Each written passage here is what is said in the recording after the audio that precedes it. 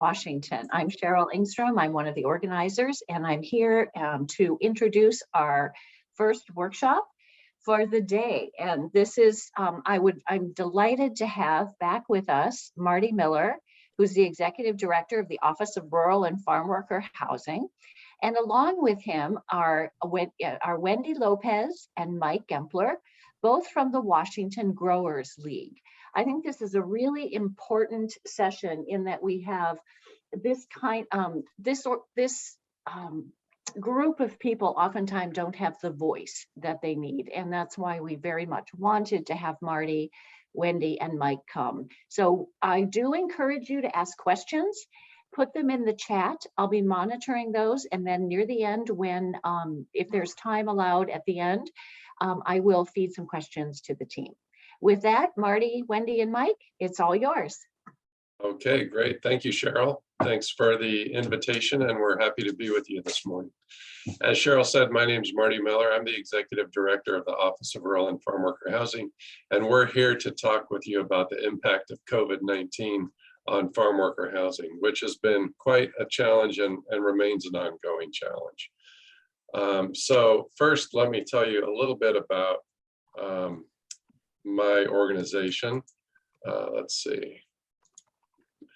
As I mentioned, it's the Office of Rural and Farm Worker Housing, or ORF for short. We're based in Yakima, a 501c3 nonprofit, and we do affordable housing development for people throughout rural Washington state.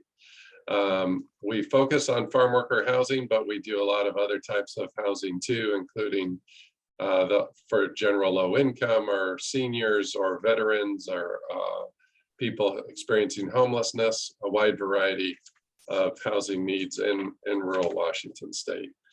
We primarily work with other nonprofits and housing authorities and employers who are interested in providing housing. I'm happy to be joined, as Cheryl mentioned, by Mike Gempler and Wendy Lopez, who are both with the Washington Growers League.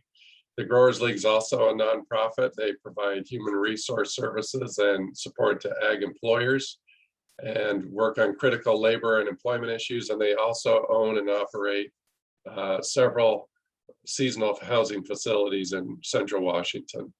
A little on Mike's background. He is from the Ohio State University, where he got a bachelor's in agriculture, and reminded me this morning his master's degree is from the real UW, and that is the University of Wyoming. Also happy to be joined by Wendy Lopez. Wendy is the site manager at the Mattawa Slope property and has been in that position for 4 years. She has extensive experience in and around Central Washington, and grew up working in the agricultural industry. And Wendy is also a member of the Mattawa City Council. And in that role, she sees a lot of opportunities and interaction with people trying to meet housing needs and doing a bunch of things for the community. So I look forward to hearing from both Mike and Wendy in just a moment. So just a little bit of background to kind of set the stage for why we wanted to talk about farm worker housing and the impact of COVID. As I'm sure many of you know, agriculture in Washington state is a significant industry. And as you can see in the graphic here, there's a wide variety of crops represented: apples, hops, berries, potatoes, livestock, just a wide variety. And many of them are labor intensive and require a significant workforce in order to successfully raise and harvest and deliver those crops to all of our tables, not only in Washington state, but really throughout the world. It's for many years now, we've realized that there's a direct connection between providing adequate, affordable housing and having a stable workforce in communities. Farm worker housing is no different. It provides opportunity for families with kids, a safe place for workers to stay, creates jobs in the community, supports this major industry, and as I mentioned, supplies a lot of different food resources to us throughout the state and the country and the world. $9.5 billion in ag products sold in 2017. Labor-intensive crops with a large workforce, as I mentioned. And what we've also found is in many rural communities, if they lack adequate housing, they really have trouble recruiting the workers that they need.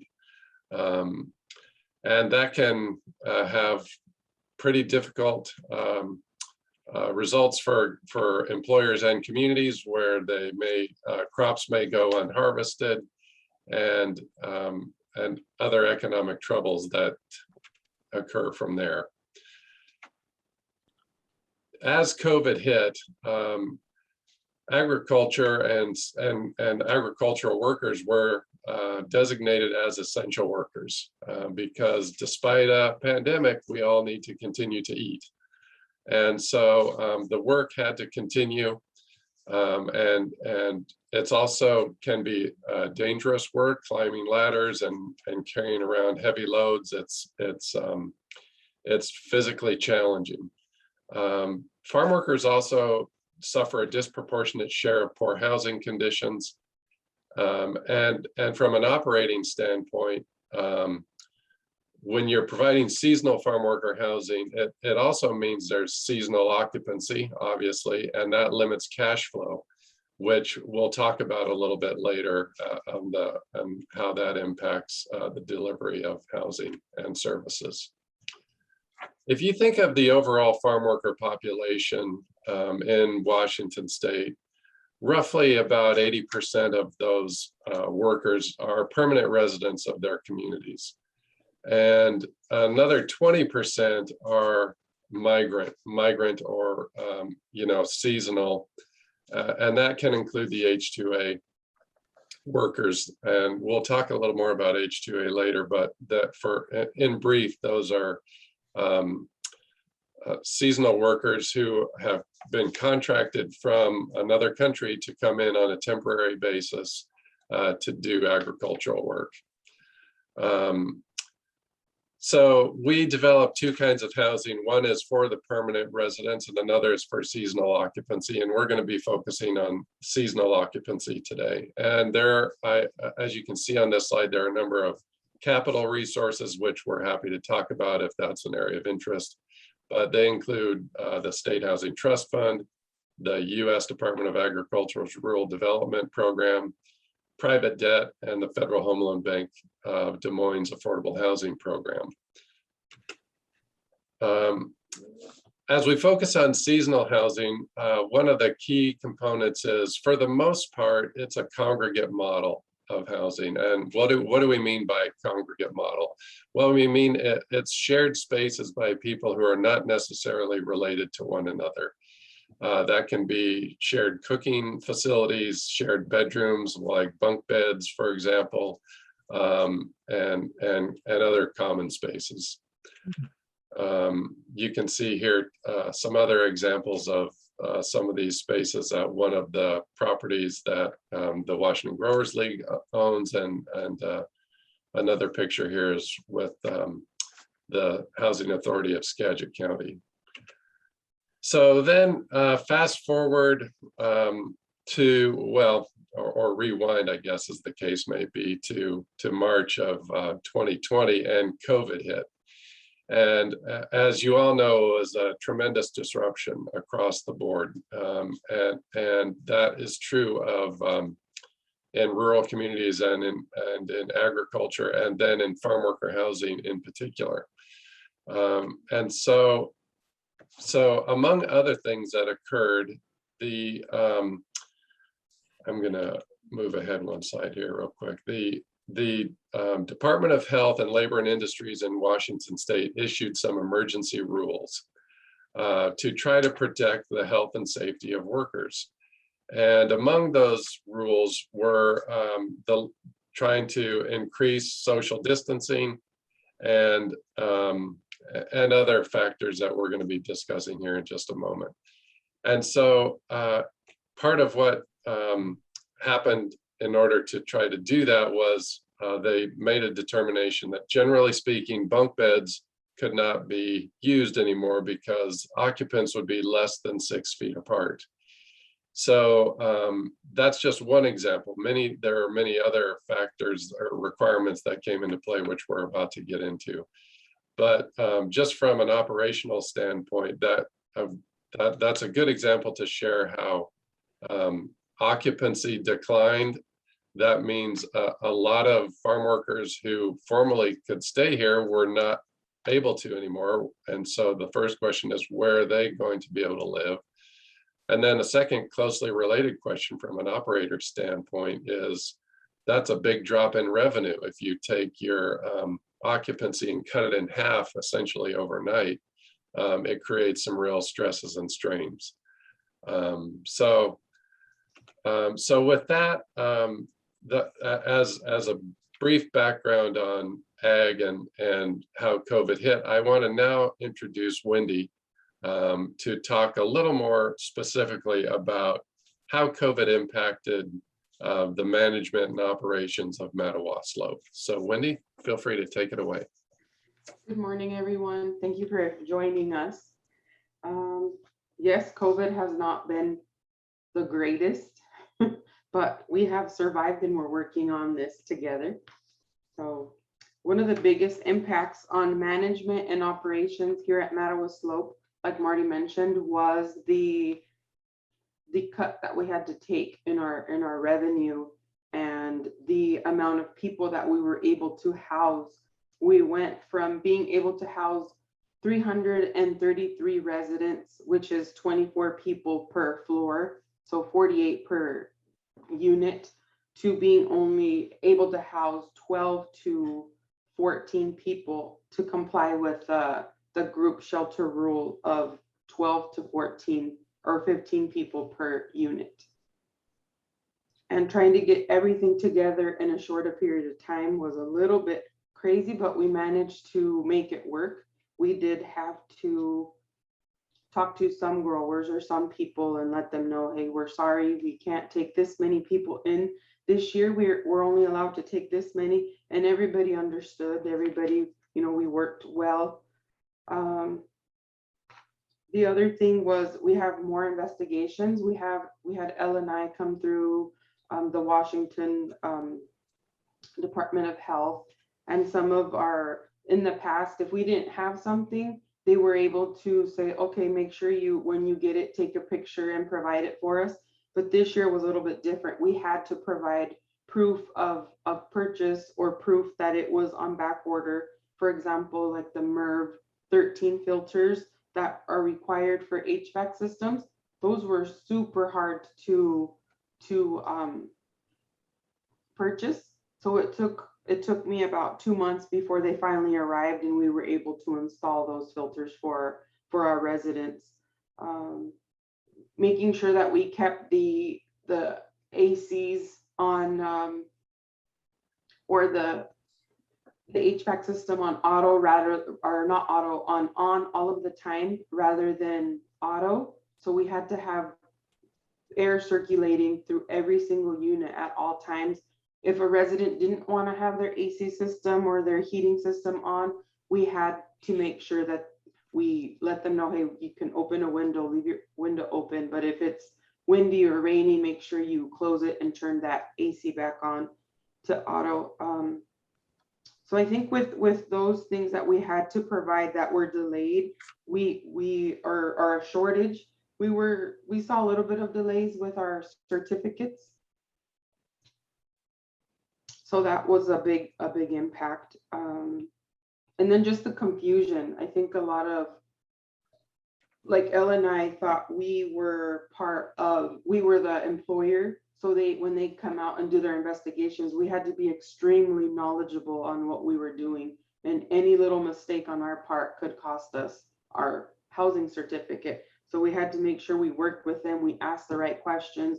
We networked with each other, with all of like the WGL housing facilities and made sure we all had similar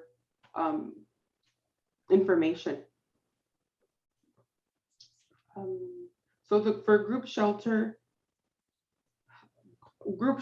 required us to have the appropriate postings, like I mentioned. So we had to make sure we had all the educational material for all of our residents. This one in particular talked about how many people per crew when they're in traveling in their vans.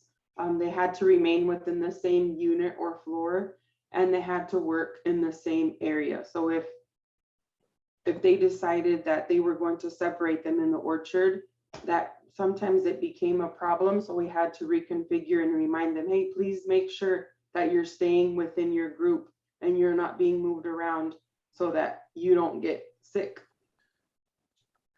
So I made sure that we worked with our team, and they also have these posters. And anytime a grower would come in, we were always happy to share whatever information or educational material with them so that everybody was on the same page. It's nice to go out in the community and see the same educational material provided or something similar. For group shelter, we had to provide all of our residents with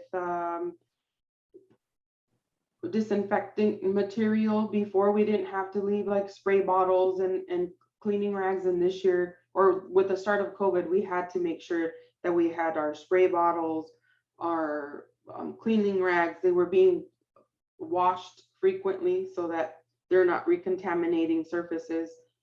And this is so that they could clean doorknobs and any surface after our cleaning crew had gone through. So say in the afternoon, I've already touched the doorknob so many times, so I'm going to clean it up. Making sure that we assigned bathrooms so that we didn't have so many people in one bathroom, creating schedules for laundry use, for kitchen use, making sure that we had the appropriate barriers in place, and just making sure we stayed on top of it and clean, just clean. That was the most. And then reporting, making sure people reported anytime they felt ill. All right, I think we're ready to move on to that. So the impact on residents, I feel residents as well as myself, we had to quickly adapt to all of the changes, just like everybody else did throughout, our country and the nation, just worldwide. I was impressed on how quickly they adapted to these changes. But just overall coordinating with them and making sure that they knew that they had to travel in smaller group sizes. In 2019, they had to, or 2020 actually, they had to travel in group sizes of 5 to 6 during the lockdown. And they had to make lists for each other, making sure that they brought each other the right foods or what they had ordered. And then them not being able to visit another floor was a little bit hard. So say they had a buddy on the top floor, now I can't go visit him. So I have to rely on my phone to talk to that person. Okay. For resident, here's an example of one of the postings that we have. This one's a little bit different from one of our other housing facilities because we're in Grant County and our other two housing facilities are in Chelan County. So they're slightly different, but they mostly have the same information: wearing masks, keeping social distancing, and washing your hands. And we did provide hand washing stations outside, as well as soap and water inside.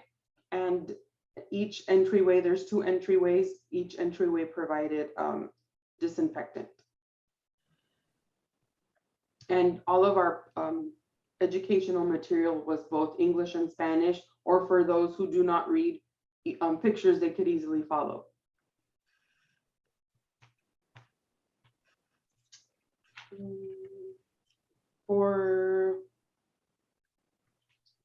We made sure we made a poster with the different symptoms. At first, I think there were 8 symptoms that were COVID related, and then it bumped up to 12. And then some people had symptoms that aren't even on this list. So anytime anybody would come to me saying they were feeling sick, I would reach out to the grower. I would help them set up an appointment, and then somebody would pick them up and take them to the doctor. And then this poster I found was very helpful because some people would wear their mask, like the middle one, where it's off their nose, and that's really not protecting anybody. So I would make sure to just point to the poster, and then they'd know to lift up their mask and wear it the proper way.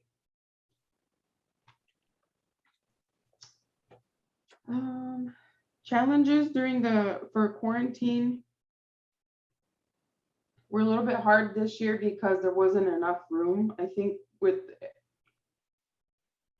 we worked very closely with Grant County Health District and ensuring that we found a safe place that met all of the requirements for them to stay there. So making sure they were close to a hospital, making sure they had a doctor or a nurse nearby, and being able to have the daily wellness checks was very important.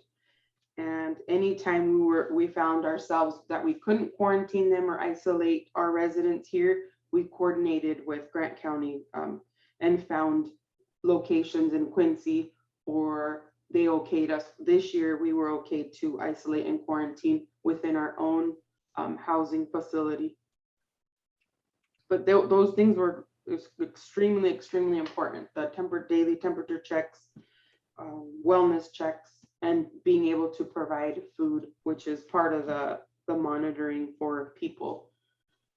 So every single day we would provide daily temperature checks for our residents, and we make sure to ask them, are you feeling ill? Are you having any COVID symptoms? Sometimes I would try to ask them an open-ended questions because otherwise they just say, no, I'm feeling okay. So I would make sure, tell me what you're feeling today. How are you feeling? That way they were able to express a little bit more. Or if they were a little bit shy, they didn't want to say anything, I could pull them up, apart, separate them, and ask them to let me know about that. So anybody with a fever of 100.4 or higher was asked to remain in quarantine and get a COVID test until we had results. Then they were able to go back to work or hang out with their buddies. And, if I could just compliment you, Wendy, and the Growers League team on your efforts, because, for those of you at the conference who are housing providers, that just managing housing under normal circumstances is time consuming and challenging. Add on to it a pandemic and these emergency rules, which are well-intentioned, but it's a significant additional responsibility for someone like Wendy and her team to have to add on all the temperature checks and monitoring and finding quarantine facilities and things like that. It was and is a significant effort, and you're to be commended for it, and it's a real challenge. Yes, I couldn't have done this without my team and without our, the knowledge that we have for outreach. I know Mike is extremely knowledgeable, and he's also helped us, work with other agencies. So I think that was one of the keys on how we were able to get through this, just networking with as many. I participated in weekly meetings just to find out what was going on within our community, within like the even different counties like Yakima or Chelan Douglas, and asking the right questions, or even if they weren't the right questions, just asking questions, not being afraid to ask, LNI or the health district to come out here, and then just being able to provide for people. I think our resident experience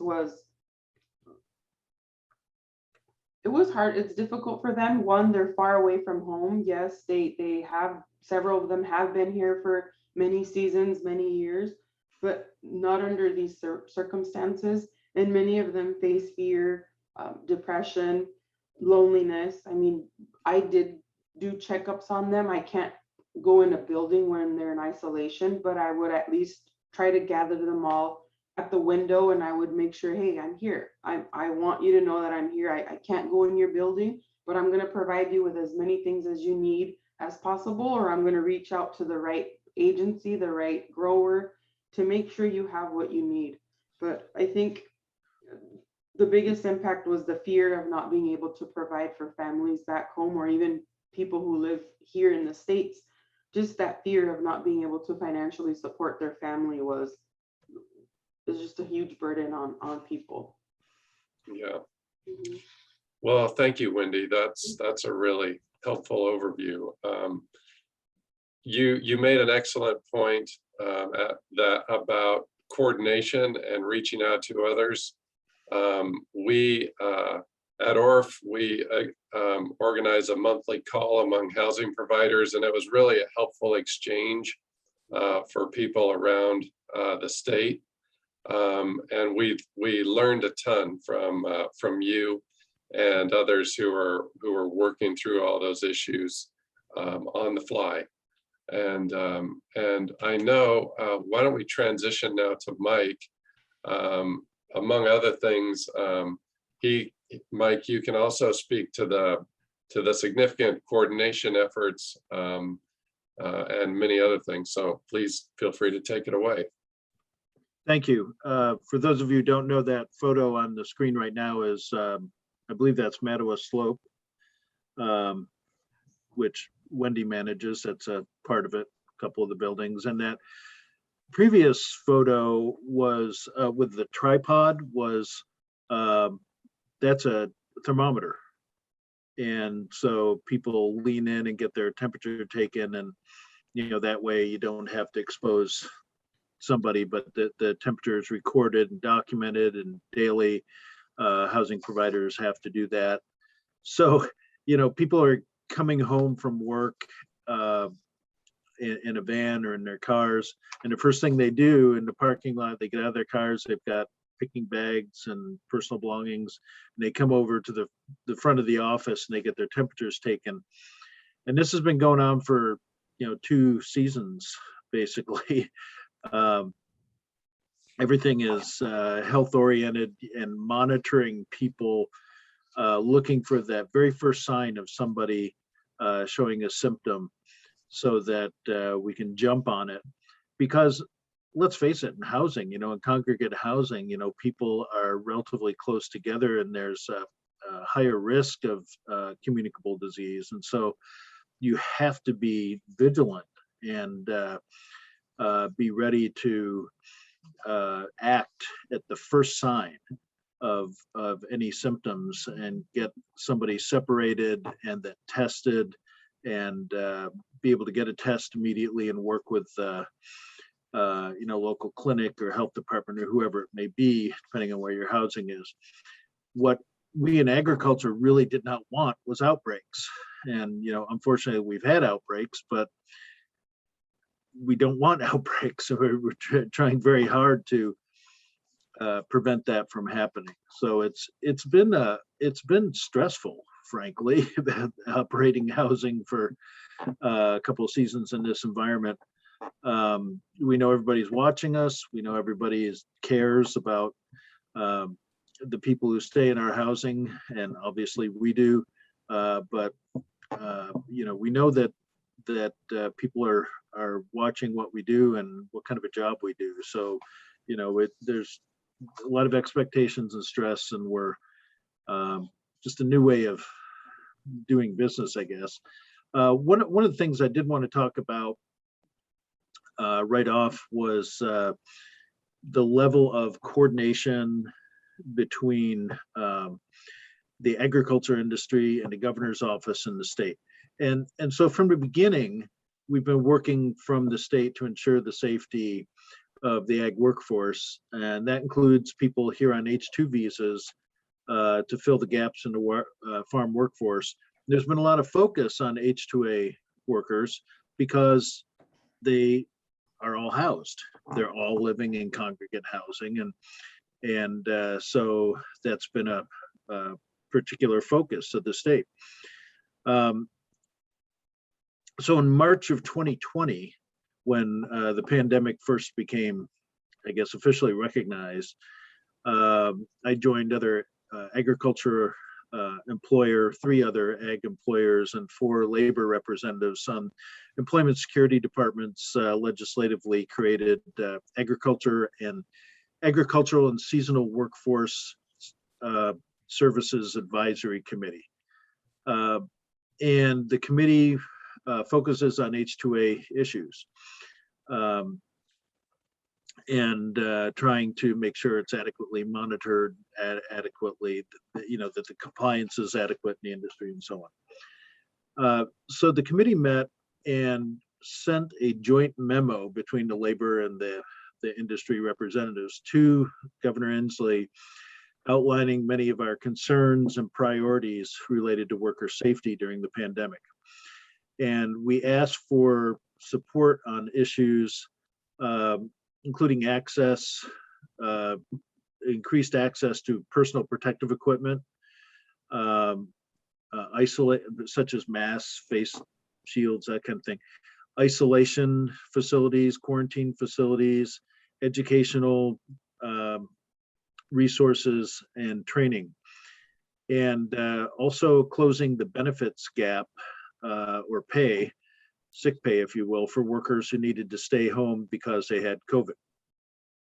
So we had this massive surge in global demand for personal protective equipment. Again, masks and face shields, plexiglass dividers, hand sanitizer, and so on. And we had, all these employers put in their online orders only to find it's going to be like a 2-month back order situation. Well, we have people here now and we had to have it. So I really want to give credit to the governor's office for prioritizing this need and coming through for the people of Washington and the farm workers of Washington and helping the ag employers get this material. So we in the industry volunteered to help distribute these resources to people who needed them. And so together, the Tree Fruit Association, the Farm Bureau, and the Growers League have distributed 1.4 million masks and 60,000 gallons of hand sanitizer and disinfectant to date since March of 2020 to help ensure safety of all ag workers. And this effort's ongoing. A warehouse full of sanitizer and a few more masks left, but it's been a big effort and an unprecedented effort, and just multiple meetings and phone calls with representatives from the governor's office every week, getting this stuff together. They were coordinating donations of safety equipment and sanitizer from Exxon, for example. It was weird. It was weird. They were kind of weird, offbeat donations. Like we got the governor's office got this call from Exxon Corporation, who wanted to donate a truckload of hand sanitizer, but it was in those big 330-gallon totes you see out in fields. The fertilizer totes out there, the big plastic containers and with those steel frame around them. So we took coordinated with the State Department of Transportation, took delivery of this truckload, and some of the larger farms had the trucks and equipment. They could come in and we forklifted up these giant totes of hand sanitizer and got them out on the farms, and they were able to use them. We got truckloads of masks and had a big distribution effort where people came in from all over, with trucks, and got a couple hundred at a time. We had some really big farms that need thousands and tens of thousands, and we got them out there because people were working in mass, and both cloth masks and KN95s, which is the Chinese standard for the equivalent of filtration equivalent of the N95 mask, which is kind of the gold standard. And we got these things distributed, but people needed multiple masks because you work, they get worn, they get dirty and gross, so you have to have new ones. And so they're wearing this all the time, as we know, and in the living quarters as well. So it was a major effort, and really was great, continues to be great, working with the agencies, state agencies on this. So we also work closely with the governor's office, the Department of Health, and the State Department of Labor and Industries, as well as local health districts, in the development of and implementation of safety rules. And so this of special COVID safety rules. So this included a specific set of COVID-19 safety rules for agricultural workplaces, not the housing, but the farms, packing houses, what have you. This was issued by the governor's proclamation, and an emergency rule for temporary worker housing, which Wendy and Marty already mentioned. We worked with our members and with the agencies to promote education and compliance. The measures developed in a crisis are unlikely to be perfect, but we continued to offer recommendations on how to improve the new standards. But even though they weren't absolutely perfect, because a lot of this stuff was done quickly, I think our collective efforts were really remarkably effective. Data released earlier this year by L&I on COVID-19 workers' comp claims showed that agriculture and food processing constituted only 1% of claims. That's far below other essential workers, such as healthcare at 65%, service workers at 17% of the COVID-19 workers' comp claims, first responders at 12%, and government at 2%.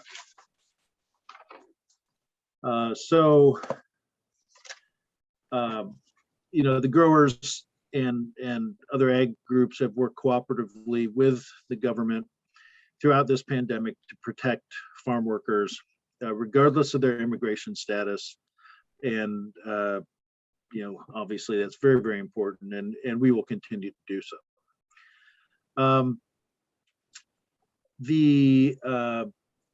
A substantial amount of coordination and communication outreach work has occurred between the state agencies and the ag industry, and in particular with regard to H-2A employees.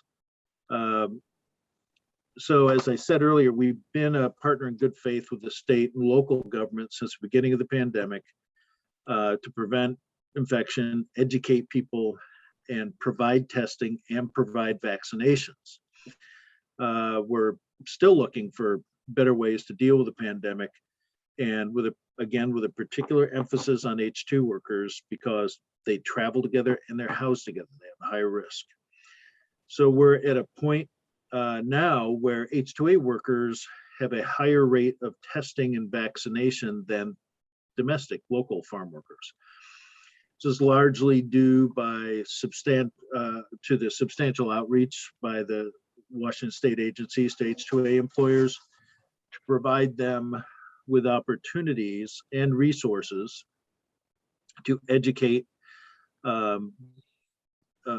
employees, protect them, test them, and vaccinate them. Pardon me. Since the beginning of the pandemic, there's been an effort really coordinated by the governor's office. This has been a really interesting process to watch, and the governor's office really did serve as the HQ. We have all these different agencies out there concerned with farm worker housing and COVID safety. And you have the Washington Emergency Management Team. You have these different strike forces and Department of Health and so on. Pardon me. And it was all coordinated by individuals in the governor's office. They did a really good job. So there are ongoing, regularly scheduled meetings with ag industry representatives, local health departments, State Department of Health, and L&I to discuss COVID developments and solutions. And so this is, it's really been a new way of doing business for us because we have this housing. We now have relationships with people we never would have had relationships with in local health departments, meeting with them both in person, although with COVID that's pretty limited, and phone and online, but regularly. I mean, we have working groups now with farmers and farm representatives and people in Department of Health, and that's become a new way of doing business and managing farm worker housing. We now have a kind of a ongoing partnership with health departments, local health departments, and the state health department. What was, just yesterday, for example, we had our weekly call with all the state health departments, the state health districts on the line, and each one gives a report on how many COVID cases they're seeing in farm worker housing in their county. It's very localized, and people are on this. They're tracking it. We have these really highly qualified experts with the State Department of Health who are on the line and giving the aggregate data. How many outbreaks have we seen this month in congregate housing? What do we do about it? What was our response? What's the results of our response? So this is done regularly. So it's a pretty intensive level of communication and tracking of the pandemic in this agricultural congregate housing. And it's all in the background. I mean, people aren't involved in it aren't going to know what's happening, but it really is a new way of doing business for us, and it's been good. I mean, the people are very committed to solving problems and cooperative, getting the resources, getting vaccination clinics out there, getting testing, what have you. And I would say that one of the things people don't know is that when the H2A workers come in, again, the special emphasis because they're all housed, typically what happens is that within a couple of days, they're tested for COVID. So we get a baseline of, if anybody has COVID positivity. If they are, then they are immediately isolated, obviously, and treated. And the people who are exposed, those individuals are quarantined and monitored. And so right off the bat, we're on it. And then they are vaccinated typically within 3-4 days of arriving. And we work with the state and local resources to get those vaccinations.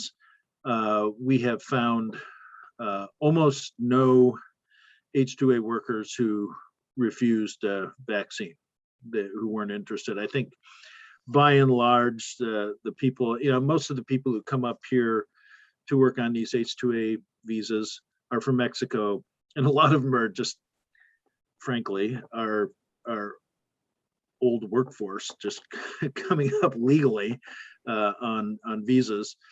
This is the same people, but now they can cross the border like a human being and wave to a border patrol agent and all that kind of stuff, and be friends with the local sheriff because they're here legally on a visa.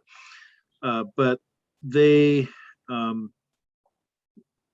were by and large pretty grateful for the opportunity to get a vaccine because it was much more difficult to get the vaccine in Mexico. And most of the most of the like 90% of the H-2A visas in this state are from Mexico.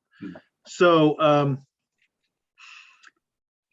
I want to get on to some specifics here. Several agencies receive reports of any COVID-19 outbreaks on farms.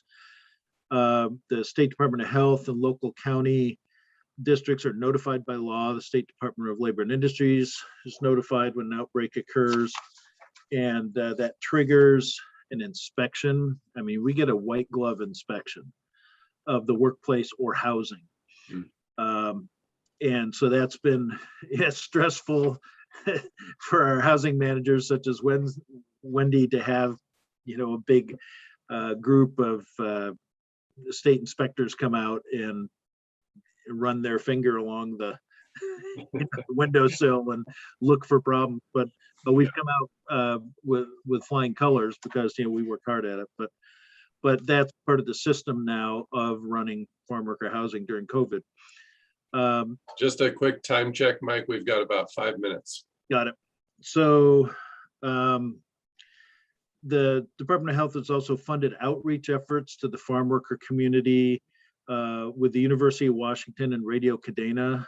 It's a public Spanish language farm worker station run by CMAR. And so we've developed radio programs, send outreach workers to farm and farm housing, publish and distribute photonovelas to educate farm workers about COVID. And the ag associations have produced and distributed like CDC educational materials, just all over the place, and gotten them out to farms. This year, ESD verified just shy of 30,000 H-2A jobs, or agriculture jobs couldn't be filled by domestic workers. We're certified for H-2A. About 75% of those are domestic, are individual workers. That means there's about 22,000 individual H-2A workers in the state in housing, because they work more than one H-2A job, seasonal job. Employers have a lot of options to seek vaccinations, local pharmacies, medical clinics, FEMA, but the state's coordinated something called Medical Teams International. And so the MTI, Medical Teams International, to date's done, last report, 5,684 vaccines, only 12 workers declined. And that's about a quarter of the H-2A population, but the rest all go through like Yakima Valley Farm Workers Clinic. A lot of farms have like contracts with some of these clinics, come out and do the vaccinations, take care of them. We're estimating about 95% of all H-2A workers are vaccinated, which is way above. It's about 50% for domestic workers. So we're feeling pretty good about the vaccination levels in our housing. We know that in the housing we run, that well over 90% of the people, actually close to 100%, are vaccinated. And so it's been a heck of a ride the last 2 years, and I'm hoping it changes back to so-called normal or more normal soon. But Wendy and all of our other managers and everybody else in the state on this giant team working together has done a really good job. Yeah. And hopefully we'll get through it. Yeah. Thank you, Mike. If anyone has questions, please post them in the chat and we'll be happy to try to address them. Just with our last couple of minutes here, Mike, do you see any ongoing changes to operations, even as hopefully, we're entering into some of the last stretches of this pandemic? But do you see, we'll see, but do you see any operational changes that you think may stick around in seasonal farm worker housing? Yeah, I think we're going to see some people, if they can afford to, move away from bunk beds Mhm. if they can. I think it gives more flexibility. We can't, as a more community-based housing, we're not an employer, so we can't control the composition of the crews as well. So that's something that we're certainly looking at. So that slightly increases the cost of, building the housing. But we don't know if these communicable disease pandemics are going to continue or not. But we need to have that kind of flexibility. I also think it's really caused everyone in the industry to have more documentable